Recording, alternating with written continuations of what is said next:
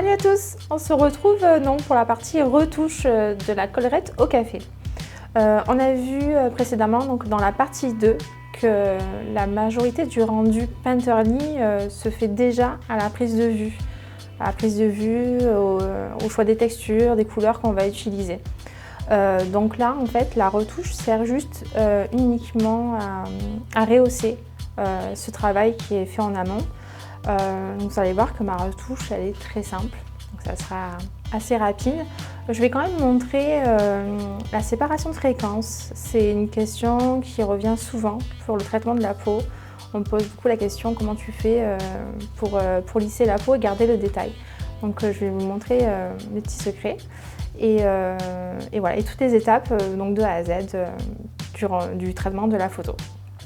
A de suite. J'ai déjà fait une shortlist des photos de la session que je souhaite garder, donc nous allons les découvrir ensemble. Alors la première photo, je l'aime beaucoup, mais vous pouvez voir que pour la deuxième, j'ai apporté un réflecteur doré à l'opposé du flash, donc on compare les deux, voilà. Pour déboucher un tout petit peu les ombres. Je préfère nettement le rendu de la deuxième. Donc on découvre le reste de la sélection.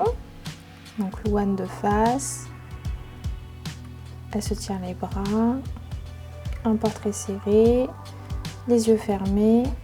J'ai profité aussi de la séance pour faire des photos sans la collerette.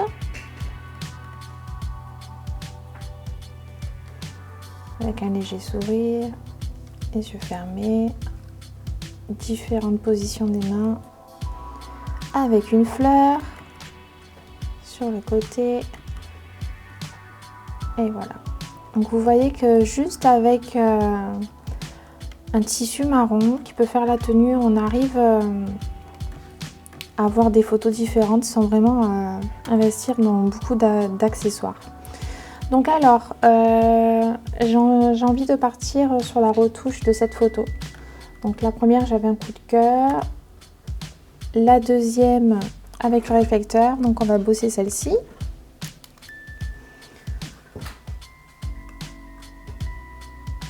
Donc dans Lightroom, déjà, ce que je fais, la première chose, je vais m'occuper un petit peu du cadrage. Donc on voit là, c'est une partie du backdrop. J'étais un petit peu gênée par la caméra, donc j'ai pas pu bien me centrer. Donc attendez, je vais juste, voilà, bloquer le ratio.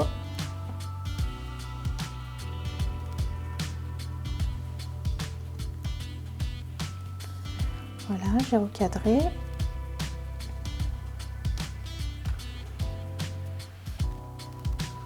Donc ensuite je vais déboucher un petit peu les ombres, légèrement. Voilà, comme ça. Et c'est tout ce que je vais faire pour l'instant dans Lightroom. Donc je vais ouvrir la photo dans Photoshop.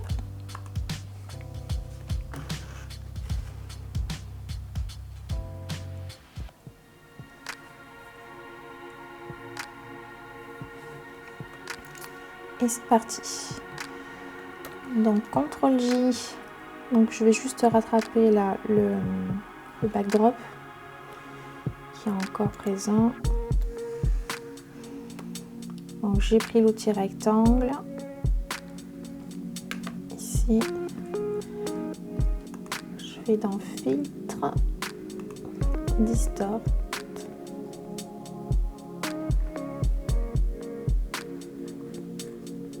Image, pardon. Edit, transform, distort. Et j'étire un tout petit peu le backdrop. Et je valide. CTRL D, je désélectionne.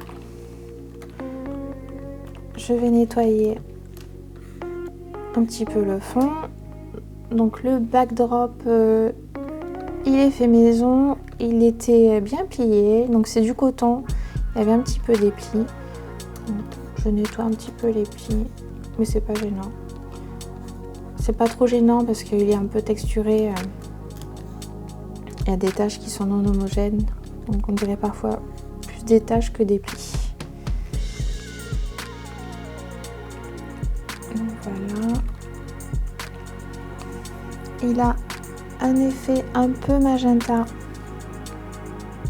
Donc ce que je vais faire, je vais aller dans les courbes,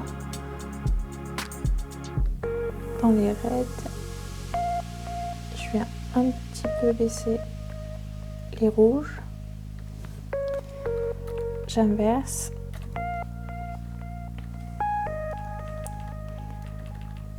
J'ai un peu baissé les tons rouges de mon backdrop.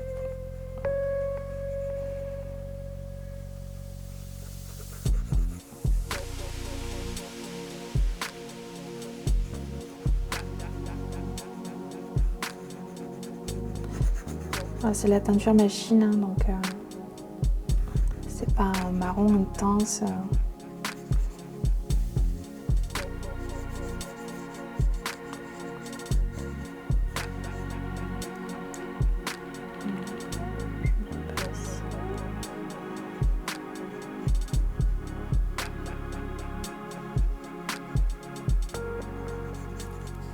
Parfait. On voit donc le avant-après.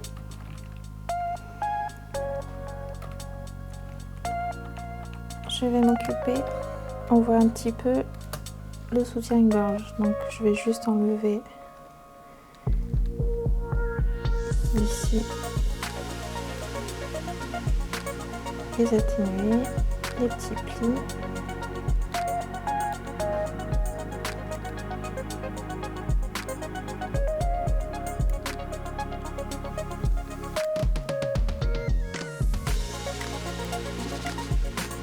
Voilà. On va un tout petit peu d'opacité. Parfait. Je vais m'occuper de son visage. Donc il y a des petits boutons. Je vais nettoyer la peau avec l'outil-pièce.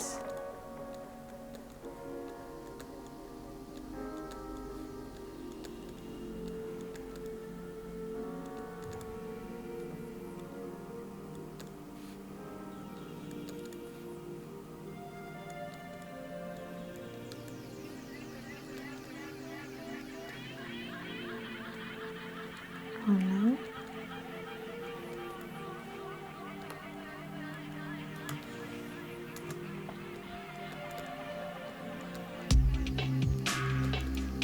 J'enlève les plus gros boutons, hein. Parce qu'après avec la séparation de fréquences, les petits ils seront masqués.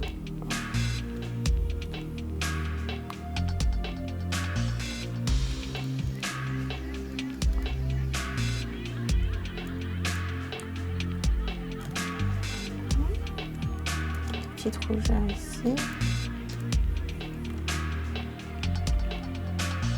Parfait. Là, je vais m'occuper des cernes. Alors, ce que je vais faire, toujours avec l'outil pièce, je vais prendre une grande partie. Je vais copier la zone qui m'intéresse. Voilà. Et je baisse l'opacité pour que ça reste quand même naturel. Je fais pareil avec le deuxième.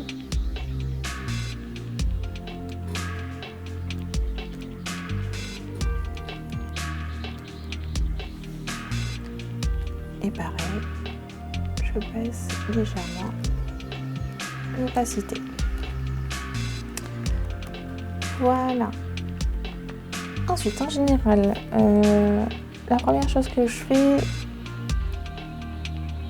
c'est je resserre un petit peu, donc avec ma courbe de niveau, les blancs.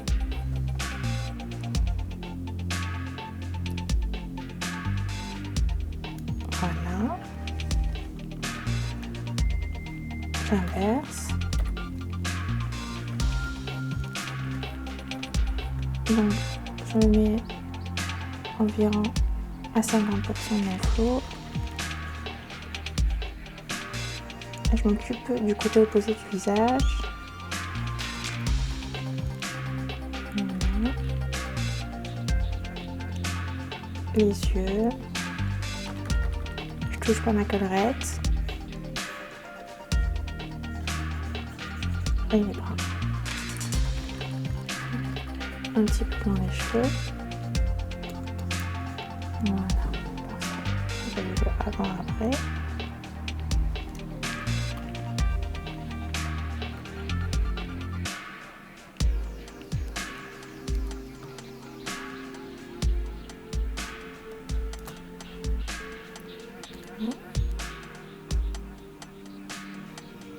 Hop, j'éclaire encore. Je monte mes tons moyens, donc dans mes courbes.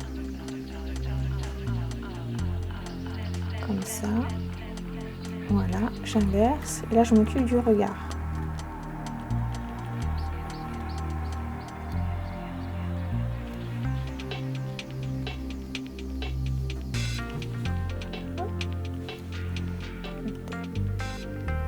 Le avant, après.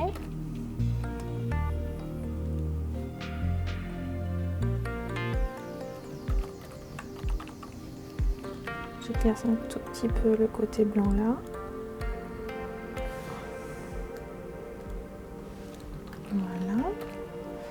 J'aime bien pour le regard aussi serrer un petit peu mon niveau de blanc. Je trouve que ça donne du peps, c'est moins fade dans les yeux.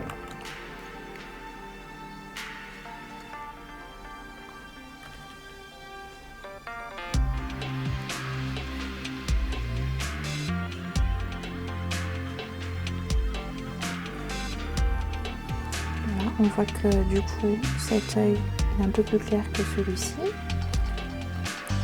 Donc on va s'occuper que de l'œil gauche.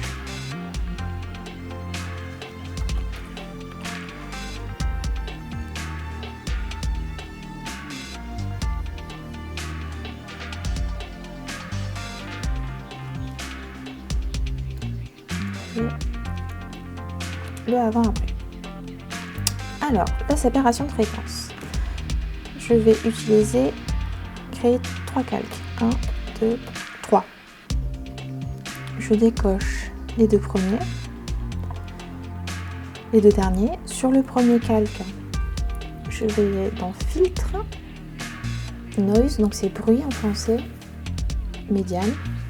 Médiane en français, c'est la même chose.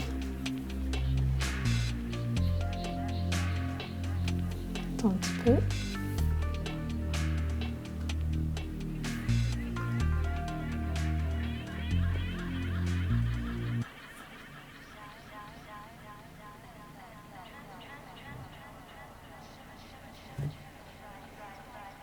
Donc là on voit, donc j'hésite pas au niveau du radius à me mettre dans les 60 à peu près. Donc le médiane en fait je vais m'en servir pour lisser tout ce qui est les arêtes du nez, les arêtes ici, les coins des yeux qui est un petit peu disgracieux. Donc je fais OK.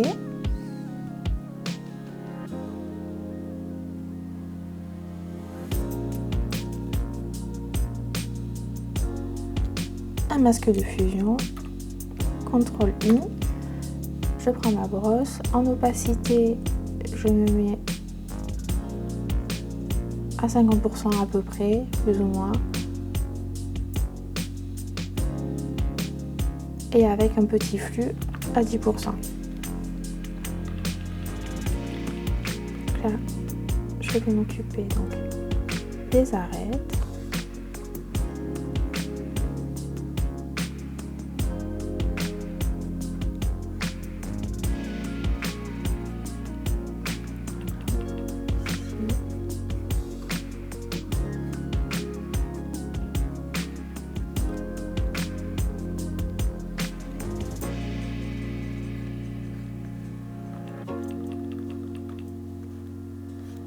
Avec un petit tour léger global sur le reste du visage. un petit coup léger sur le front.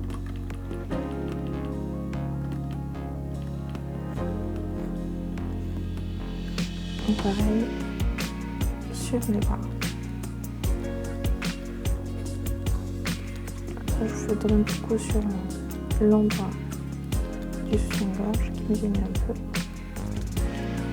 Voilà. Un peu avant après. Voilà, c'est léger. Je vous zoome sur le visage.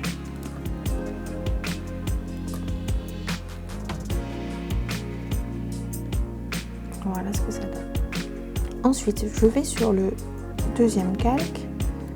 Je l'active. Ici, je vais faire un flou gaussien.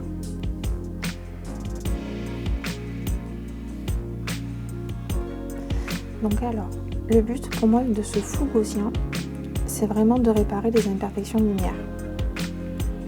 Donc par exemple ici, une lumière trop forte. Ici, on voit que la transition de la lumière, elle est bizarre. Sur le front, unifier le front aussi. Donc je ne vais pas hésiter en fait à augmenter mon radius assez fort jusqu'à ce que par exemple ici, on voit la couleur de la peau unifiée. Ça me plaît pas mal. Ok. Donc je suis toujours en petite opacité à environ 50%, mon flux à 10%. Et tout doucement, je vais passer ma brosse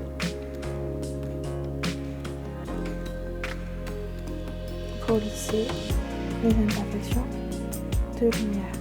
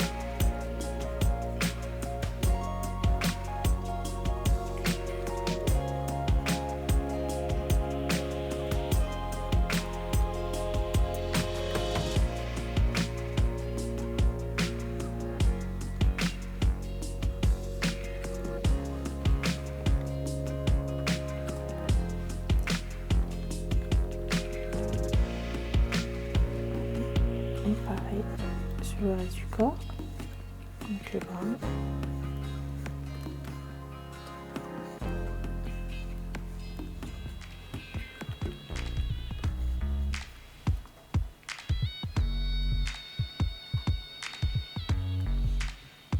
Et la dernière étape, je vais rajouter la texture qu'on a perdue en lissant la peau.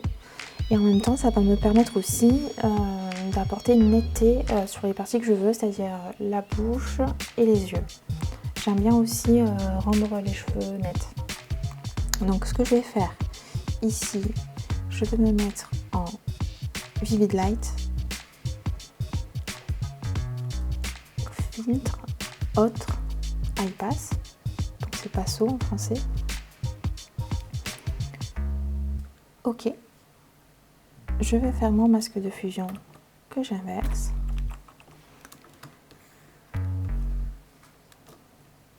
Et là, on va rattraper la texture. J'augmente juste mon flux, je me mets environ à 30%. Donc, je vais commencer par les yeux.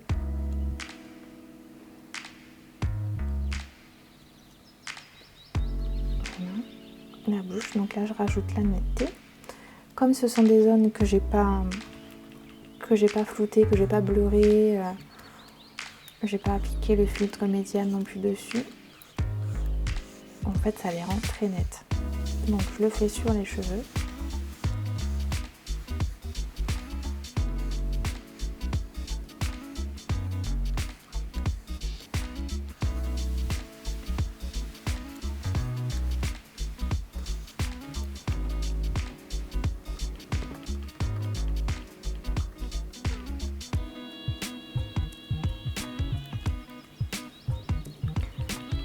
légèrement sur ma collerette, parce que je veux quand même qu'on voit que ce sont des filtres à café. Et puis j'aime bien la texture.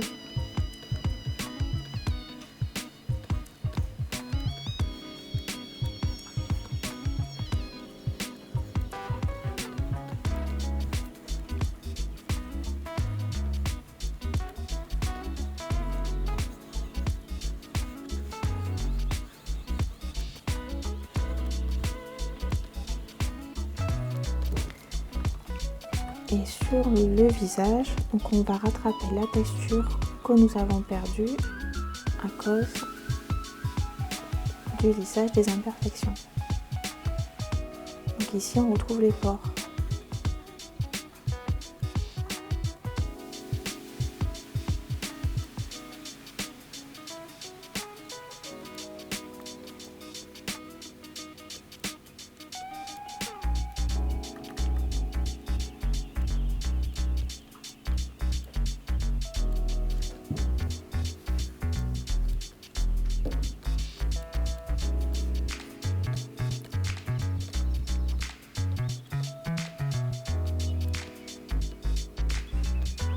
Alors, je vais vous montrer le avant-après. Donc ce que je vais faire un groupe des 3 calques ici, et comme ça je vous montre le avant-après.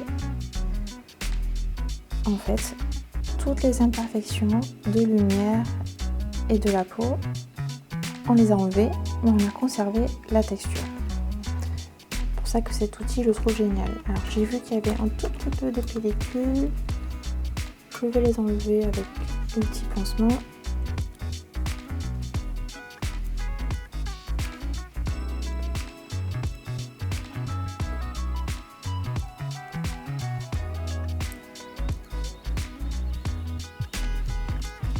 Alors là, je prends le temps de vous expliquer. Normalement, ce type de photo, je la traite en moins de 2 minutes. Le but, c'est que la lumière, dès le départ, elle soit parfaite. Et de vraiment faire en post-production ce qu'on ne peut pas faire à la prise de vue. Je vais enlever, là il y a un petit cheveu qui dépasse, donc toujours avec le pansement.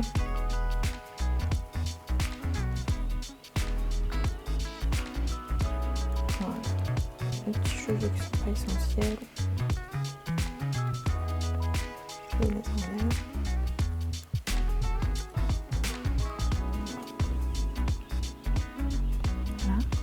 Parfait. Donc là, ce que je vais faire, donc avec l'outil Liquify, ici, je vais m'occuper, donc comme elle a le bras serré près de son corps, ça fait une petite bosse, donc je vais l'enlever. Je vais donner un peu plus de volume aussi au chignon. Donc, filtre, Liquify.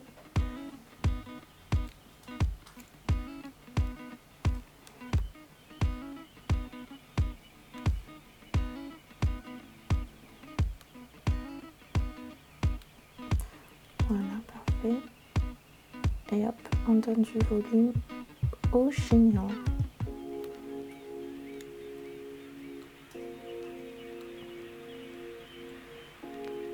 On uniformise aussi la coiffure.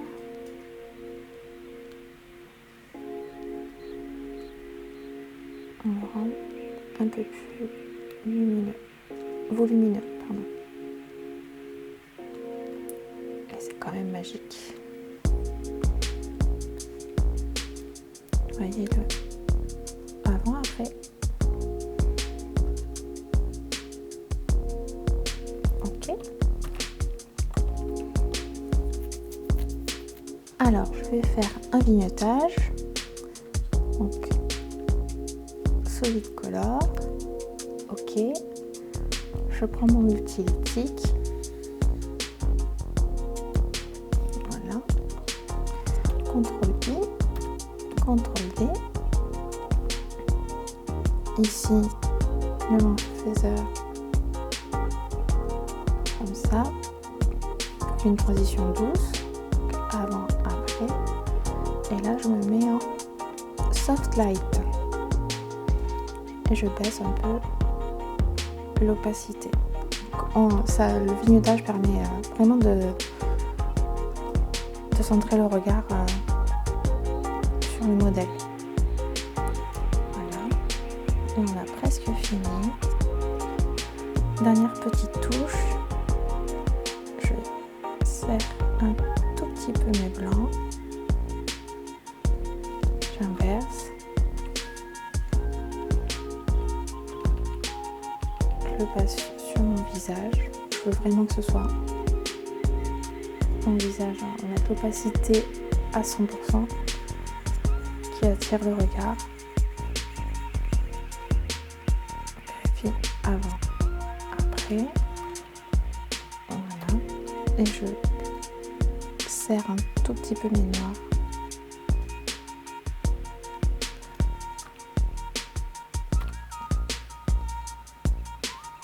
Légèrement.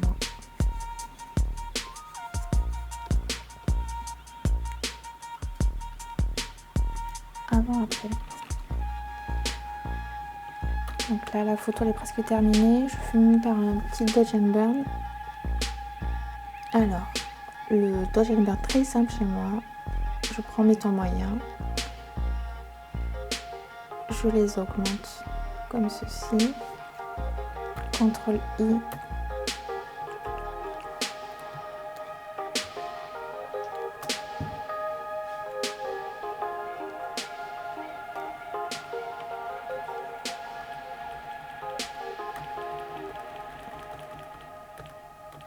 Donc je vais donner un peu de volume au chignon.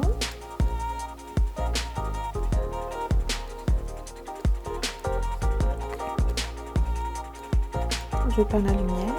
Regardez, avant, après. À mon sens, c'est le Dodge and Burn en post-production qui donne un effet Pinterest. Déjà, à la prise de vue, il faut qu'il y ait un bon choix des couleurs utilisées, des matières, d'un fond sombre, une lumière contrastée.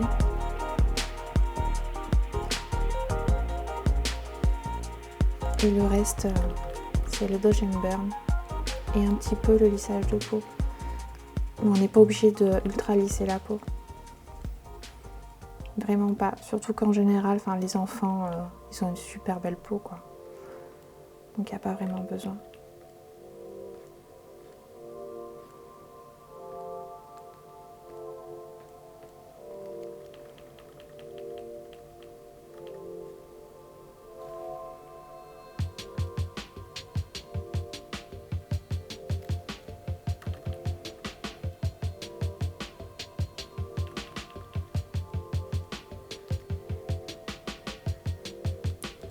Les lèvres, on leur donne un peu de volume.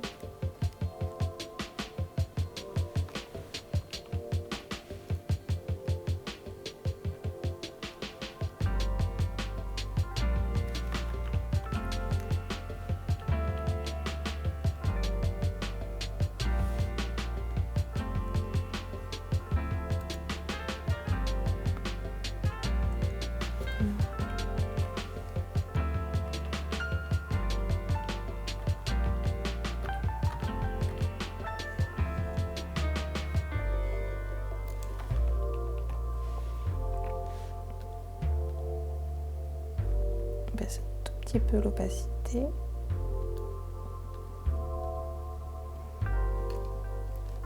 Voilà.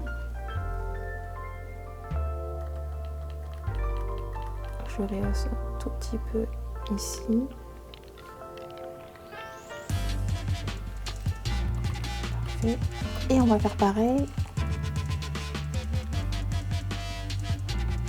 avec les tons sombres. Donc les tons moyens, pareil, je les baisse un petit peu. J'inverse. Je mets l'opacité en moins de 50%. Je vais juste creuser un peu les joues. Pas que ce soit trop fort.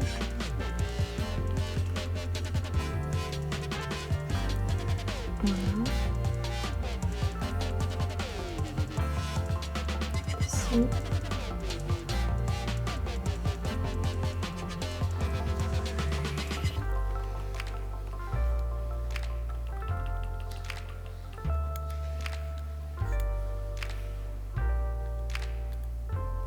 voilà, ma photo est terminée.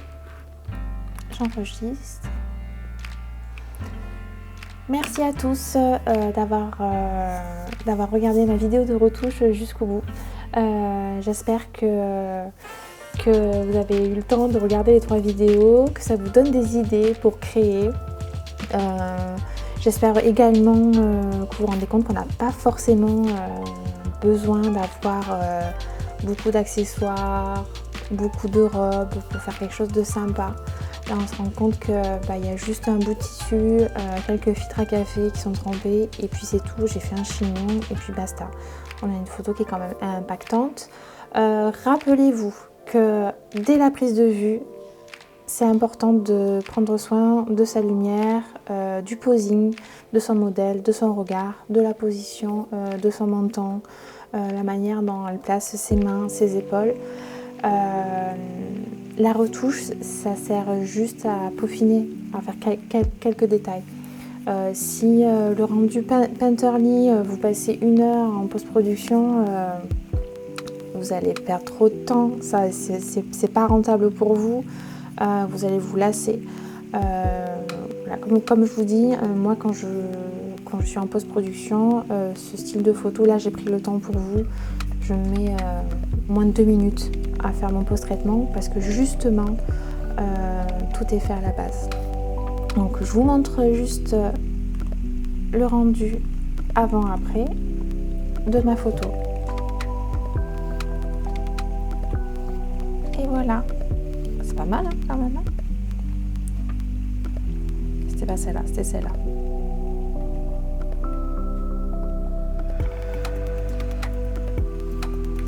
Merci à tous.